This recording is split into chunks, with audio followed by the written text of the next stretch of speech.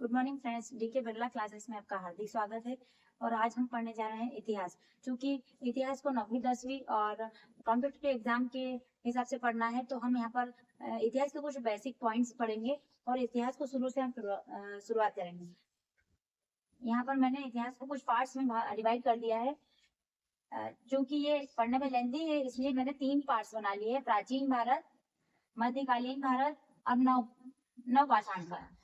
अब हम यहाँ पर देखेंगे कि प्रागैतिहासिक काल और पाषाण काल दोनों एक ही है। अज्ञात काल से लेकर चले आ रहे हैं, क्योंकि इतिहास का हमें जानकारी नहीं है कब से चला आ रहा है, इसलिए अज्ञात काल से चला आ रहा है 1000 ईसा पूर्व तक।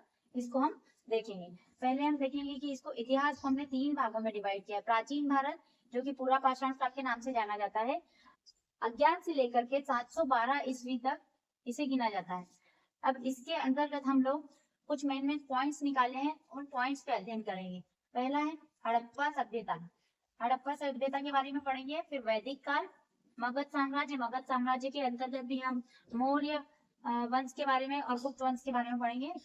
चौथा पॉइंट है विदेशी आक्रमण, जो कि सिकंदर काल से, इससे लगभग क्वेश्चंस बनते हैं, इसलिए हम इन टॉपिक्स पर चर्चा करेंगे। इसके पश्चात हम देखेंगे मध्य पाषाण काल, जो कि 712 ईस्वी से लगा करके 1707 ईस्वी तक है। इसके अंतर्गत हम दिल्ली सल्तनत, मुगल काल को पढ़ेंगे और दिल्ली सल्तनत को पढ़ेंगे।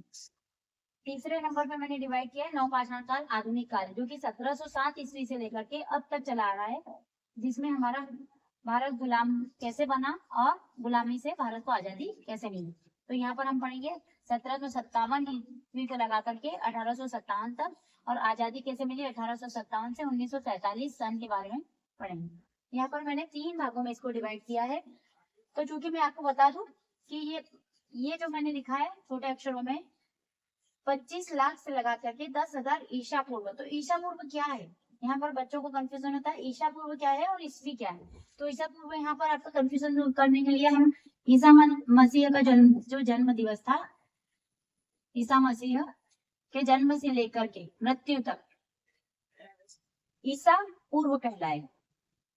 ईसा मसीह के जन्म से लेकर मृत्यु तक ईसा पूर्व कहलाएगा।